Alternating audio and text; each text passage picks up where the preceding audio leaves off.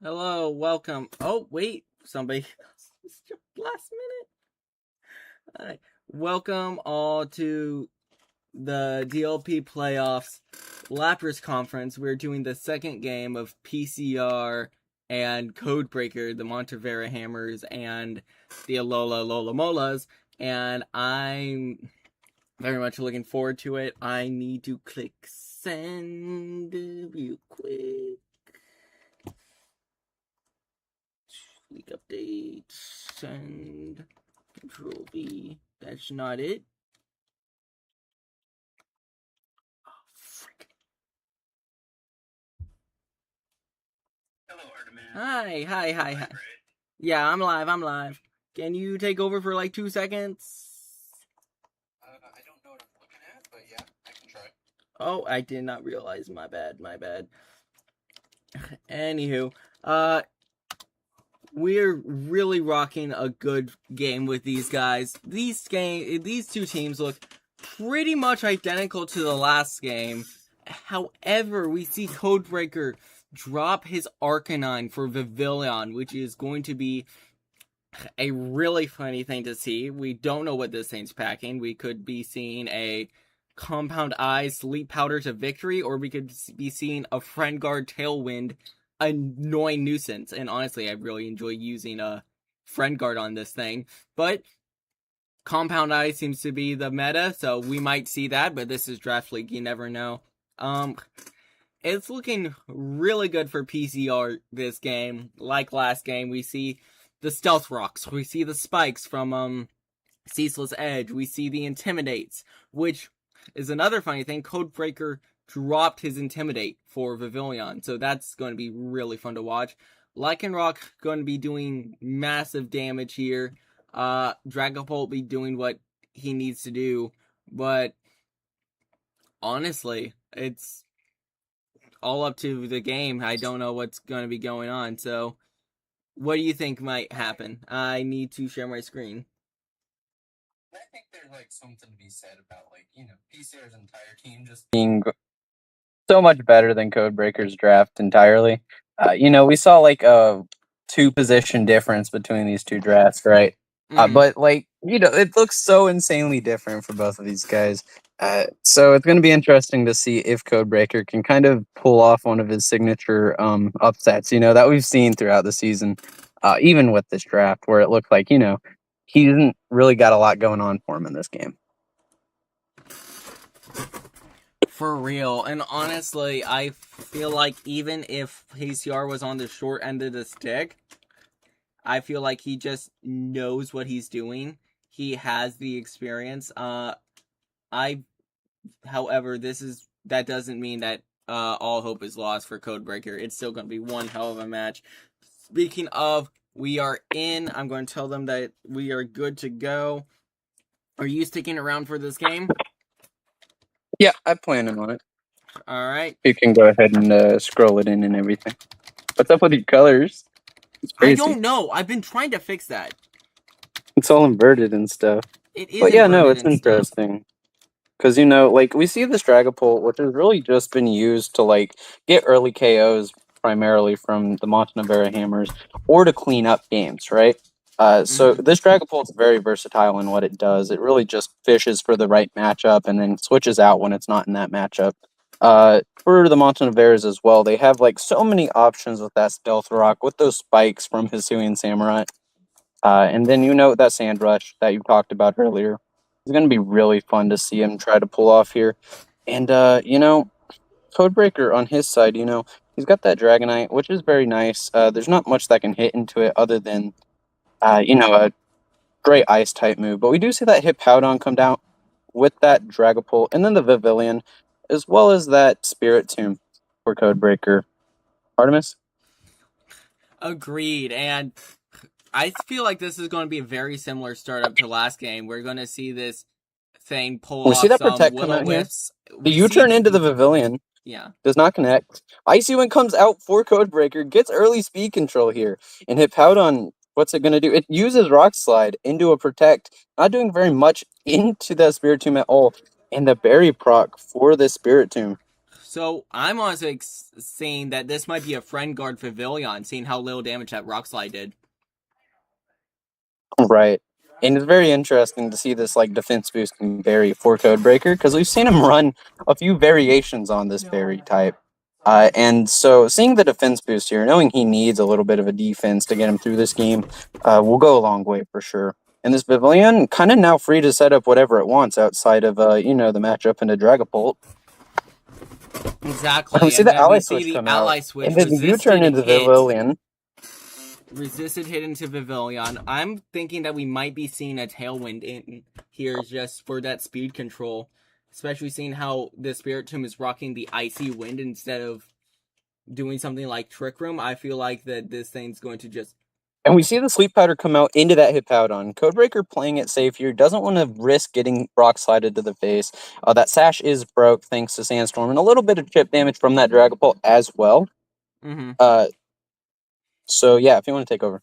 But we also got to take into mind that this Lycanroc is packing its signature move, Accelerock, which is priority, so we might be seeing a Protect Will-O-Wisp into Lycanroc, but no, We see the Lycanroc protect from the protects! Lycanroc Oh and the my Pavilion gosh! here. Gets the Icy Wind into that Hippowdon, and that Spiritomb survives the turn because it's not taking any damage to a Sleep Hippowdon. So now that both sides have used their Protect, we can fairly say it's safe to swap into Fortress or Goodra here for a resisted Accelerock. For sure. And I think this is a place where Codebreaker knows he needs to switch out. He can't take an Accelerock to the face, but at the same time, PCR is the kind of guy to kind of make those reads on the switches. But we do that. We do see the switch come out. We see the Rock Slide into that Gudra, not doing very much at all. And we see the Pain Split from that Spiritomb into the Lycanroc as well. A breaking Hippowdon potential woke up and sashes. set up rocks, which is going to be a massive pain for Codebreaker. He knows what it was like because of last game, and honestly, it's going to do massive damage to Vivillon swapping back in. Right. And this is a really interesting situation for Codebreaker because he knows that he's kind of in a good spot now. He knows that Hippowdon's a little bit scary on the attacking side, but he doesn't have to super worry about it if he can get a shelter off. The problem is he could potentially be taking two very strong ground type moves into this Gudra. Exactly, and we remember from last game, even with those Intimidates, And we see the hard Hippowdon switch still Volcarona packs a punch. into the Fortress on Codebreaker's side. The Wisp missing Hippowdon, and the high horsepower will go into that Fortress, doing only 23% actually. Artemis? Yeah, that Hippowdon dealt way less damage than I thought, but it was a neutral hit into Fortress. I'm thinking that this Volcarona is just going to hit Fiery Dance, and whether or not we see an ally switch or not, it doesn't matter just because of that the stab damage with a chance to raise your special attack. But that And we do see the hard Feraligatr switch comes into in Feraligatr, instead. taking some damage from the Stealth Rock. The hard switch from Hippowdon to Dragapult here for PCR side. Heat Wave from that Volcarona. Will-O-Wisp into that Dragapult. If this is a physical Dragapult, that's going to be very interesting. That's going to hurt Dragapult a lot unless if we're seeing a special Dragapult for some reason. But unless if this thing's running Shadow Ball, I don't see this Dragapult doing much damage this game. Right. Codebreaker's doing a great job right now breaking down PCR's game plan, being able to get those burns off, just being able to disrupt the speed control that PCR always naturally has. And we're seeing it pay off dividends right now for Codebreaker. What PCR trying to position right now and set up for this for Alligator. Yeah. Artemis? And honestly, we still have Volcarona doing massive damage. Heat Wave just being able to do a lot, even as we see resisted. Will-O-Wisp for support. That's going to really hurt physical Feraligatr, seeing how this is our Mega Feraligatr here. Spiritomb going down is not fun, but we also have Ceaseless Edge on Samurott setting up spikes, which was a massive hurdle last game. And Intimidate coming from Gyarados that has not even touched the field yet. Right, and it's important to note that Codebreaker did protect that Feraligatr, calling a Dragon Pulse into it, but we see the hard switch from Feraligatr here. We see the D-Knight switching, taking that Dragon Pulse thanks to Stealthrox getting rid of its multi-scales, and the Wisp into that Gudra. Life to healing it back to full, but it's going to take that chip anyways. The Wisp into Gudra is not that big of a deal because of Life Dew and just it being an absolute tank and a special attacker on top of that. But it's still going to massively put rock into Codebreaker's plans. Right, and we see that for Alligator switch back in here for Codebreaker. He knows it's a special attacking Dragapult. It's going to be a little bit rough to play around, but now Codebreaker is just giving PCR the decision. Hey, you can either attack this for Alligator or you can attack this Goodra. It's up to you. Exactly. And so we'll see how this Honestly, plays I out. feel like it's a safe bet right now to attack into Feraligatr. Goodra with Heavy Slam, because that is still a physical move, is going to be nerfed. And we It's see the gonna hard switch into Gyarados, yeah. getting the Intimidate procs into both that Feraligatr and that Goodra. We see the hard protect from Feraligatr here. And Life then the Life Dew Dew to come healing out to it. give it some more HP here. Mm. Now we're on turn 10. Artemis? Yeah, we're definitely seeing the long games from PCR. He loves to stretch these things out as long as possible. This Life Dew is going to honestly keep this game alive like crazy. This Goodra is basically ginormous support that can attack. This thing tanks, it has Life Dew. Its main goal is to survive and keep your friends alive. And this We do see attack the drop hard on switch Crocodile from is going to be a Volcarona into massive that pain, but Samurai. it's still going to do lots of Mega damage Feraligatr comes with out a here, double edge. taking a Skull Shot from Gyarados. But the scale shot being super effective is hurting it like crazy. Hitting 5 times. And we see the Waterfall into Hisuian spot. Samurai, not doing any damage whatsoever. Shelter Goodra is getting set up here for pretty much not free, fun though. to see.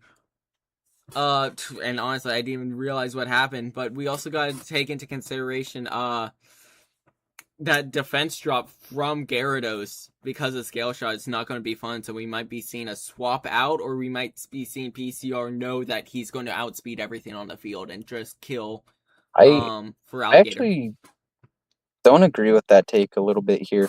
I think PCR is in a nice position to go for another attacking move here because he does outspeed, so he can potentially pick up the KO.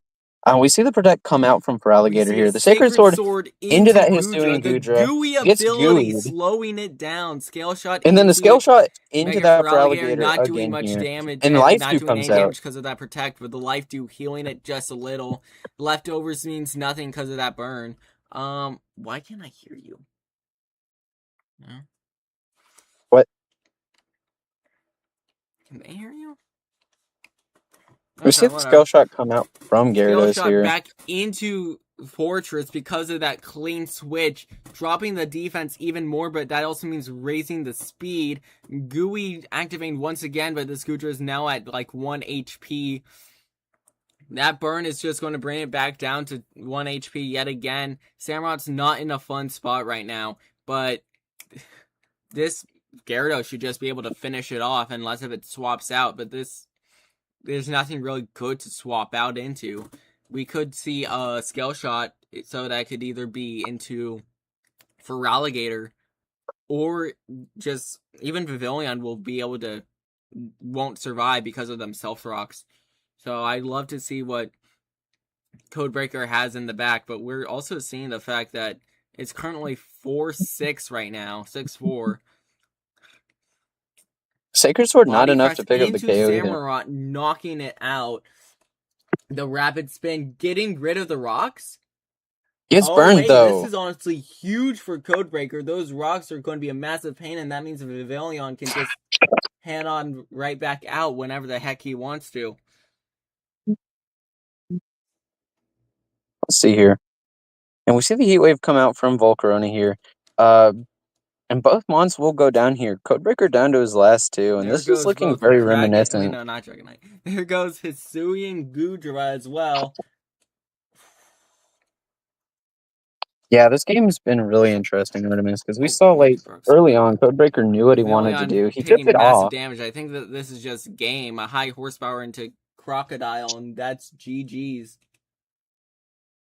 Or a Yawn double protect. Are we going to see a double protect to ensure that this thing's just going to fall asleep?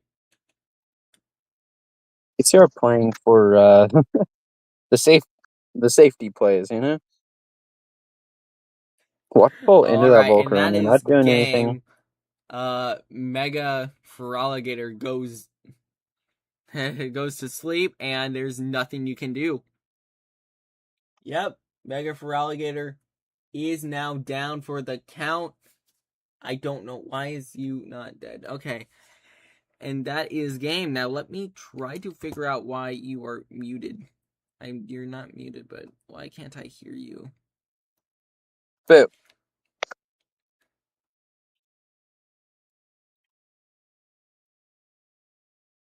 Hello. Hello?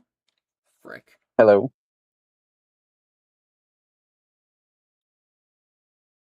Hello. Can you hear me?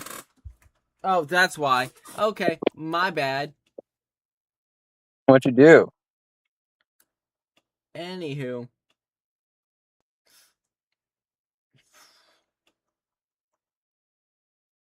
Let's try to bring PCR back in here, and then we can just question him on how he thought that game went. For sure. Oh, there Can we you hear go. me, I can Artemis? hear you now. Yay! You can hear me now? I Amazing. can hear you now. Amazing. Yeah, no, I think it was a really fun game for PCR because early on there he was, a little bit in dire straits, but he just outpositioned Codebreaker at the end of the day, made the right plays, and it's very interesting to see PCR kind of in his work, getting right into the work early on there and just making sure he could outposition Codebreaker. Welcome in, Exactly, PCR. exactly. And yeah, PCR, we saw you with your camera on for like 2 seconds. Hello. Anywho, they can't see you, but we can. We see how happy you are. We see how much fun you've had this game. So why don't you tell us a little bit about it? Why did you have so much fun? I mean, it's kind of the same things as last time. Because, like, Mm-hmm. the matchup between me and Codebreaker, like, bases itself a lot on, like, positioning yourself, like, with the right monster at the right time. Mm-hmm. Which is something, like, the things I love doing the most in Pokemon. Like, it's the thing I love doing the most. And like when I can actually do it, like there's very few ways to like snowball on both sides. Like every turn you can do something. Like Exactly. Right. you can get small wins and small losses every turn, and then you have to stack them up. Like it's not like playing like I don't know a Calyrex Shadow when you get one turn right and you won the game and nothing your opponent does matter. Like nothing matters if you get that one turn right. Like in here you need to get like 5 or 6 turns right on your side and avoid losing like 5 or 6. Like you can have a few like 4 or 5 turns of like let's say draw where like both make progress, Mm-hmm. but like you need to win those 4 or 5 little wins in those turns. But like if you get them and then you manage to not fuck it up, Mm-hmm. you're good. Cali Shadow goes down first turn, it's Jover, but you have options. That's Yeah, like or Kali Shadow gets a double kill. It's the fastest thing on the field. It's +2 special attack. What can you do? Nothing. Like yeah. literally nothing. So yeah, no. Let me not start. We already had a podcast episode Yeah. about that. And that's also another fun thing about 6v6 doubles versus 4v4. You have room for error. It's like, okay, cool, I killed 2 of his mons. I can still be cooked. Or vice versa. It's nobody's game until at least like halfway through. Yeah. Also, like it rewards building your team Mm-hmm. like a Swiss Army knife. Because you need to be prepared for everything, and like I think I showed it this game with like every mon doing something basically. Which like sometimes I've had mons just not getting the field. But like this time I kind of used everyone for different reasons, and like this is the beauty of 6v6. I think like you every situation you were like, oh, I built a mon for this, but like, can I bring it? And in this format, you bring it every time. So like that's the good thing also. Mm-hmm. How did you feel when you saw the Vivillon hit the field? When like you saw that it was basically the same team, but it was Vivillon instead of Arcanine. I mean, I was expecting Vivillon game one. Mm-hmm. So like when I saw Pavilion, I was like, yeah, trucks. You know, like I kind of expected it to be in the game anyway. It was weird that it didn't come game one, I think. But yeah, Yeah. no, like we, me and Angel were like, when doing the prep, I don't want to say too much, but like it was one of the things we looked at. Like it's one of the 12 months, so you're gonna look at it, but like, Mm-hmm. yeah, It's one of those months, kind. like, it has options. It gets compound eyes, which can instantly put you to sleep or poison you or whatever. But Clomps just dips. But it's also a mon that has Friend Guard, which is also really funny if you can keep Vivillon alive. And I think with how much damage Spirit Tomb took turn 1, that's what it had. Yeah, also like the thing is, it's both a blessing and a curse to have a Pavilion for him. Yes. Because like you see the pressure I put on Pavilion the moment Ipaudon is not asleep anymore. Mm-hmm. Like it's just so complicated to position. Like it's literally normally you use the term glass cannon for like something that does a lot of damage but is frail. This is a glass support. It's a class support like that can deal massive special attack, but also the Yeah, biggest but issue this game was the fact that Stealth Rocks existed. Pavilion comes into Stealth Rocks and it is gone. yeah, like it was at 60%. You take 50 from Stealth Rocks and then like 2 chips from the sand and you're dead. Yeah. Like it's not easy being Vivillon in this matchup, but Vivillon is like at the same time it can do a lot. Like It it's can just do a the lot of conundrum of damage. like It has Giga Drain. It has I've Pollen been Puff. It can deal yeah, damage. I've been in that situation. Like I've been in the situation where you have a mon that like Mhm. it's so good when you look at it. Then you bring it and they're like, Yeah. is it? And the answer is kinda. Like there's not enough bad thing. Like there's enough good things to bring it, but like there's enough bad things to be like, should I? And so you don't know where to bring it or not, because like you feel you're making a mistake in both cases. It's horrible. I feel like Vivillon, and I'm just going to bring him up because like we've been talking about him. He is a good mon. But up against Oh yeah, you, 100%. no, it is a great support. It's a great offensive choice. Against your team, I think it should have stayed on the bench. Because not only do you have like everything in the world that can kill it, a million things in the world that can outspeed it, it's just the moment Stealth Rock comes out, it's not even doing anything. And you bring Stealth Rocks to count on every single game. So like I mean, that's the thing for like both bringing him and not. Like that's the thing with draft, like especially with this format, which is like, it's an unusual format for drafts and stuff, having the best of 5 in different days, but every game, counts. Like, and this is why I love this format. Like, exactly. we can switch it up for game 3. We're gonna just like, and so like we're gonna figure it out. Draft League is literally just bug around, find out, see what funny moves you can and cannot get away with. Yeah, it's kinda it.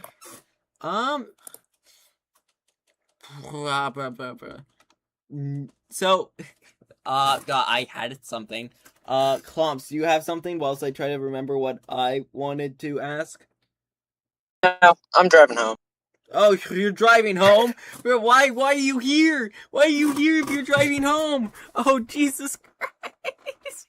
Oh, Focus on the road. Oh my god. So, compared to the last game, how did you like their Spirit Tomb? Because I honestly feel like it didn't put on as much pressure as it did last game. Spirit Tomb. Yeah, but like the thing is, like, there's two things to be said. Like, first off, Spiritum is very like situational, depending on the board state. Like the board state changes so much about how good Spiritum is. Second, like, I know what it does now. Yeah. Like Codebreaker also knows that I know, so like he will change it, like how he plays. And like that's the thing. And like I cannot give a perfect answer until the series is over. Because like I don't want to say too much, but like it can do its stuff. It's just complicated in both sides. Like there's not one mon on any side that is just like, oh yeah, this is gonna be the one that decides the match. I think it's more like amalgamation of the six that's gonna do it, Mm-hmm. more than one mon being so determining. I got you. Let's look at English, please exist. Let's look at freaking Volcarona, just because we're on the top. We've been talking about Codebreaker's team a lot. I liked how you used Volcarona. I liked how much damage those heat waves packed. I love the fact that it still carried support with Will-O-Wisp, just nerfing Gudra specifically, just getting rid of leftovers existing. I believe you hit Will-O-Wisp on for Alligator, but I don't quite remember. But yeah, No, you he protected. I think he protected that. I think you're right. But because I slapped him later, so like he protected for sure. Still, I feel like you played very well. I can't think of any more questions because my brain is just farting. Klomps is driving. Okay, I am home. Yeah, no. Oh, okay, good. Okay, PCR. I only had a couple questions for you. Obviously, going up 2-0 is a big sign in the series that you're controlling the games, you're controlling the series at this point. How you feeling to be like at this point in your DLP career and still being able to do it in round one? No, it feels nice. Like, especially because like I've never had two games in a series being this good in terms of level of play. Like the result of like how many mons I have, it's not important. The important thing is like how I feel about how I played, and like give you the example of last season when I went 2-up against Happy. Like I wasn't that happy. Sorry, the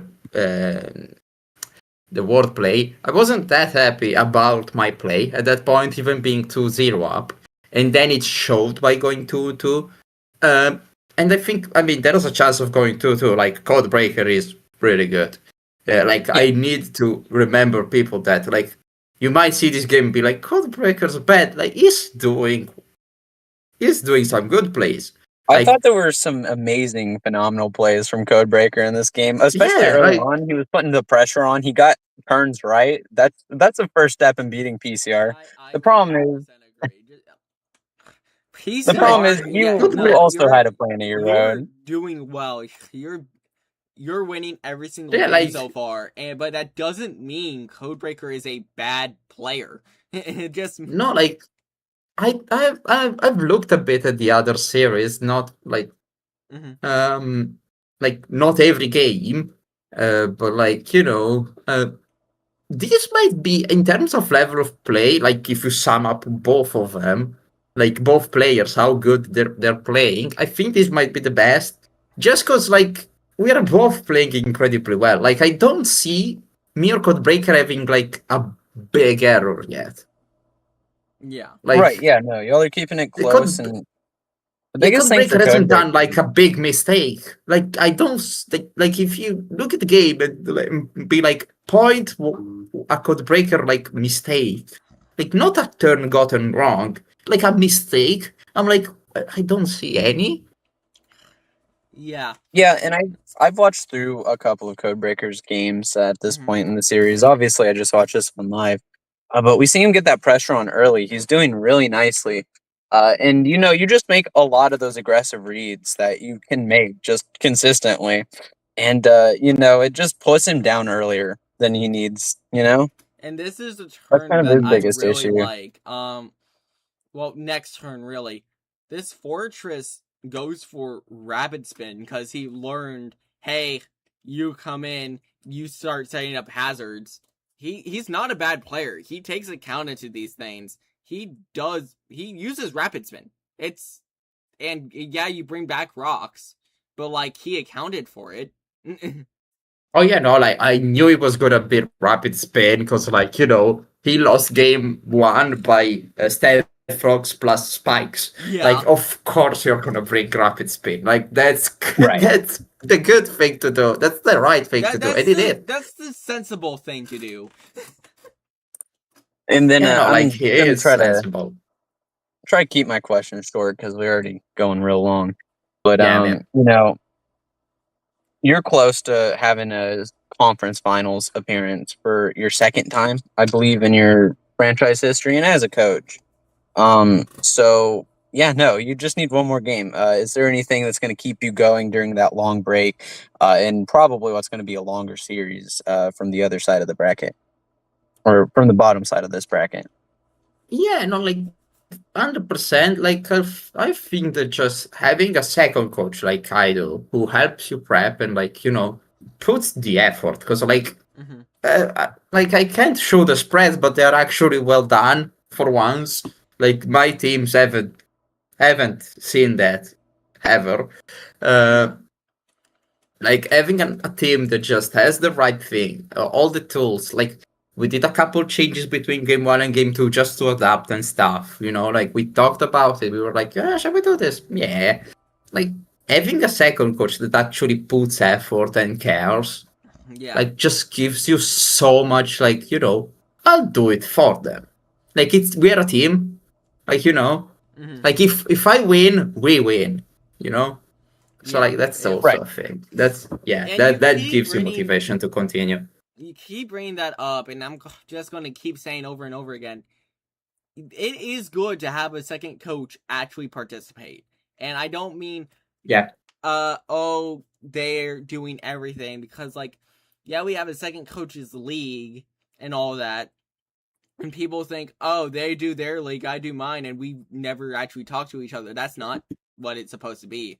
The second coaches league is basically supposed to be first coaches teach the second, and second bring ideas to the table that we wouldn't think of. Like I'll give you an example of last season, just real quick, so we can wrap it up. Last season, like I helped Baker or prep his games, a bit, especially his finals, like his finals of second leagues. And then, like, he helped me back. Like, when I went 2-2 with Epi in that series, I was like, Picador, please, for the love of God, help me prep.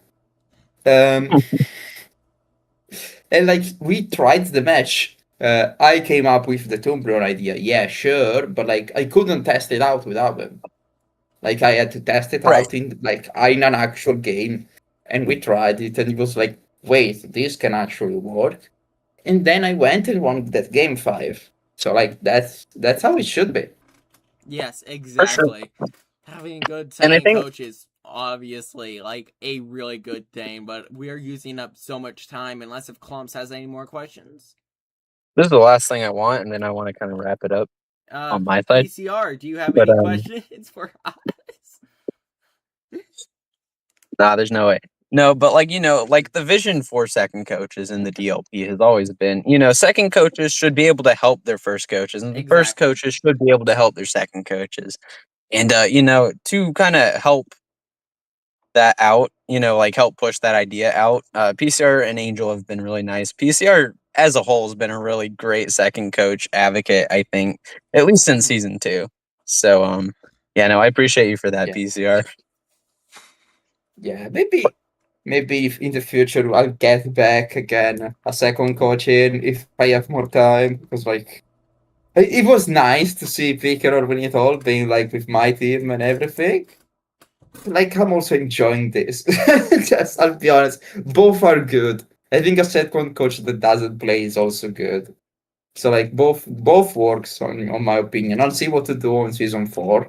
We'll the Mountain of Hammers will decide one day. We'll see. And we got a long off season before then, so you'll have time. But if you want to go ahead, I'll probably be out of a job by then also. Oh no. Fair enough. I mean, No, I mean it just runs out. Like it's nothing weird. What can... The I got entire DLP First Coach League is just going to be everybody who's been part of the Monteverde Hammers. Hey, we got the There would- LTL faction too. Don't forget the LTL. The LTL, Yeah. no, you're right.